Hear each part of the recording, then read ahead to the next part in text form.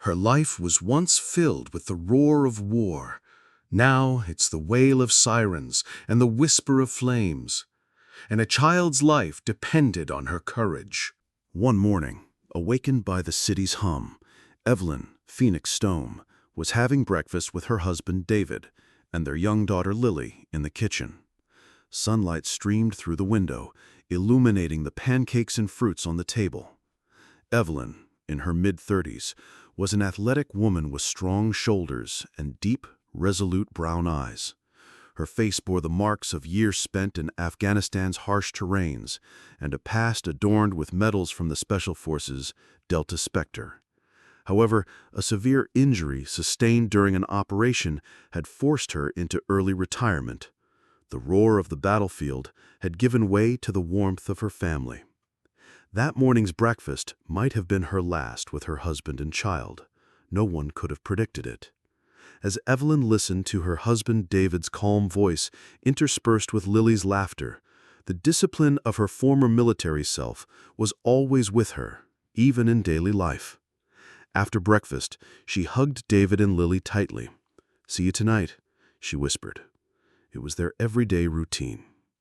Upon arriving at the fire station, blazed guardians. The atmosphere was calm.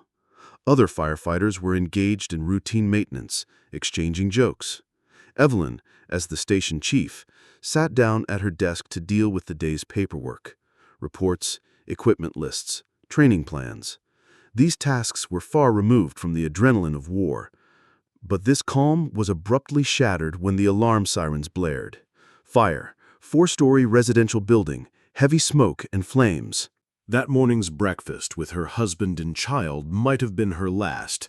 No one could have predicted it. While she was dealing with routine paperwork at the fire station, alarm sirens wailed. When they arrived at the burning building, a desperate mother's cries of "My daughter is inside" sent Evelyn back to her past, to her riskiest operations.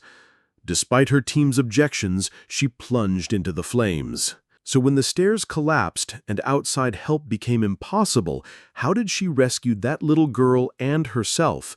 This was the greatest battle fought for a mother's heart. The teams prepared immediately. Red fire trucks, sirens wailing, cut through traffic to reach the burning building.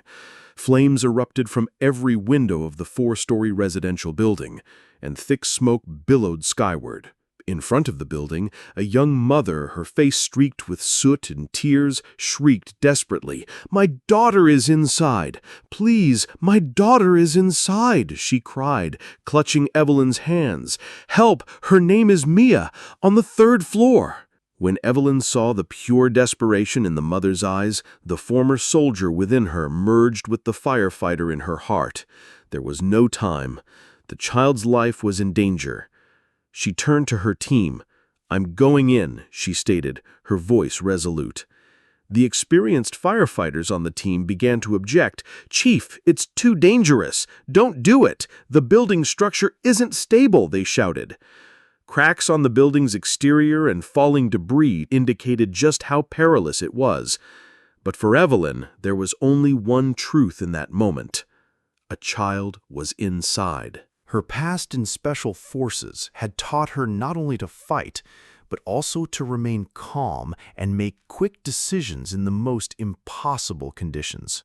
Adrenaline surged through her veins, but her mind was ice cold. Grabbing the lightest protective gear and an oxygen tank she could find, she plunged into the building through the flames and thick smoke. In the background, the mother's screams and her team's anxious shouts echoed.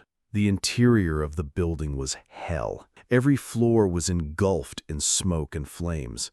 Visibility was almost zero. Evelyn, using the navigation and tracking skills she had learned in past operations, carefully ascended the crumbling stairs.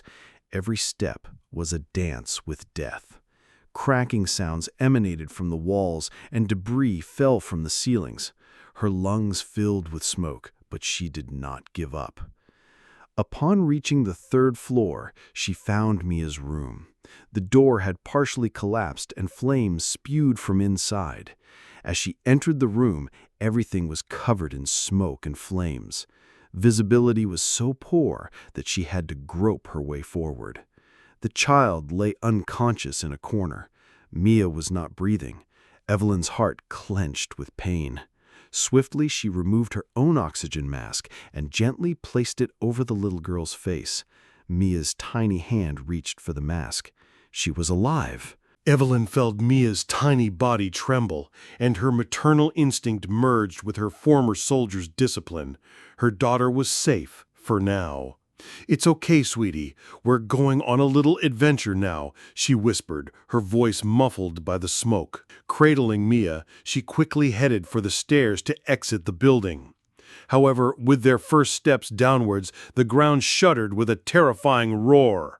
Amidst the smoke and flames, the stairs before them, along with their metal framework, crumbled into pieces, collapsing down into the inferno. In an instant, their connection to the outside world was completely severed. Not just the stairs, but a large portion of the stairwell had collapsed. There was no turning back. Panic tried to creep into Evelyn's heart for a moment, but her special forces training had conditioned her to remain calm in such situations. Outside, the fire teams, witnessing the collapse of the stairwell from the exterior of the building, were horrified. "Chief is inside! The stairs collapsed!" they shouted. They immediately tried to reach Evelyn and Mia using external ladders and basket platforms. However, the flames erupting from the fourth floor and the intense heat made any attempt to approach from the outside impossible. Window panes shattered and debris rained down. Communication was also severed. They couldn't reach Evelyn on the radio. Despair settled like a nightmare upon the Blaze Guardians team. Evelyn, still cradling Mia, took refuge in a relatively safe room where the flames hadn't yet spread. Cracking sounds from the walls indicated that the building could collapse at any moment. The air in her oxygen tank was rapidly diminishing. She looked out the window. Below, she saw her desperate team and the anxious mother. Above was the sky, but a helicopter rescue seemed impossible due to the flames and smoke. As a combat veteran, she had rarely felt so helpless. Her special forces training had conditioned her not only for combat, but also for survival and finding impossible solutions even in the most desperate situations. Her mind worked like a computer in the middle of a labyrinth, searching for an exit. The walls, the ceiling, the building structure. She analyzed every detail. For a moment, a scene from a past operation flashed through her mind.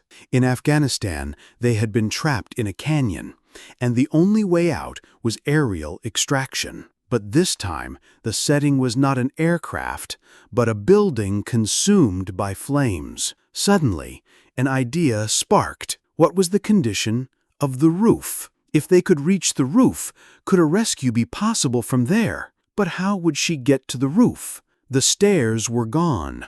Every corner of the building was engulfed in flames.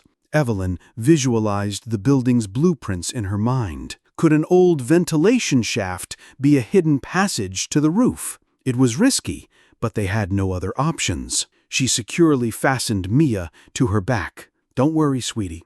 We're going on a little adventure now," she whispered to the little girl. She headed towards a relatively stable-looking wall where the smoke was thinnest. With a few powerful blows, she broke through an old storage room door. Inside, she found a rusty but sturdy metal ladder. This ladder led up to a ventilation shaft. The soot and sweat on her face could not hide her determination. She began to climb the ladder. With each step, the creak of metal and the groaning of the building mingled. The ventilation shaft was narrow, filled with smoke, and visibility was low. But Evelyn remembered her past tunnel operations, navigating confined spaces. Without panicking, she proceeded carefully with each step. Little Mia clung tightly to her back. The mother's screams from outside still echoed in her ears, giving her even more strength. Finally, they reached the end of the ventilation shaft. Before them was a small, rusty hatch opening to the outside. Evelyn, using all her strength, forced the hatch open. A gust of fresh air, filled with hope, dispersed the smoke.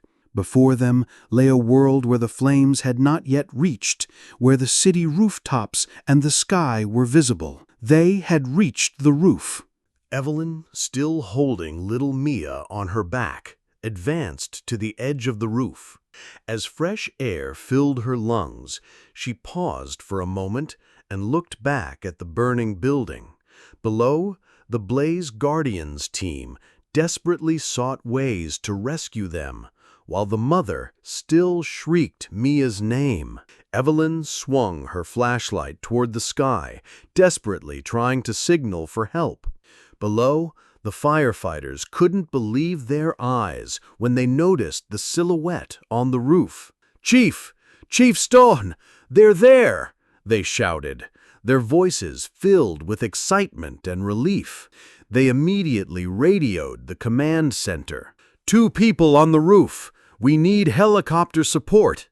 I repeat, rooftop extraction is needed." The city's air traffic control center found sending a helicopter risky due to the dense smoke and flames rising from the burning building. However, Captain Frank Davis from Evelyn's team insisted over the radio. "Sir, Chief Stone and a child are inside. Chief Stone is a Special Forces veteran pilot. There's a chance for a rooftop rescue." Davis's desperate yet resolute insistence, revealing the identity of a past hero, convinced the air traffic controller. A few minutes later, the distant sound of helicopter blades was heard. A police helicopter appeared over the city, rapidly approaching the burning building. The helicopter carefully maneuvered through the flames and smoke, stabilizing itself over the roof. A rescue rope was lowered, reaching Evelyn's hand. Evelyn securely fastened Mia to the rope. "All right, sweetie, it's time to fly now," she whispered. The rescue personnel slowly began to hoist Mia upwards. As the little girl was pulled into the helicopter, her mother below let out a joyous scream. Evelyn took one last look back. The flames had reached the edge of the roof. Then she, too, grabbed onto the rope and was slowly pulled upwards. As the helicopter safely ascended through the flames, Evelyn looked down. The burning building was like a hell she had left behind, but she had saved a life and won her own battle. Once inside the helicopter, the pilot and rescue personnel looked at Evelyn with admiration. "Chief Stone, you did an incredible job," the pilot said. Evelyn nodded with a tired smile. She was not just a firefighter. She was a phoenix, a hero reborn from the ashes. Evelyn's epic rescue became a legend within the fire department. It garnered significant media attention, but Evelyn preferred to stay out of the spotlight. For her, the greatest reward was the gratitude in Mia's mother's eyes, and being able to hug Lily that evening. This incident opened a new chapter in the training of the Blaze Guardians team. Evelyn's Special Forces background and her composure during this operation taught firefighters the importance of tactical thinking and initiative even in the most challenging conditions.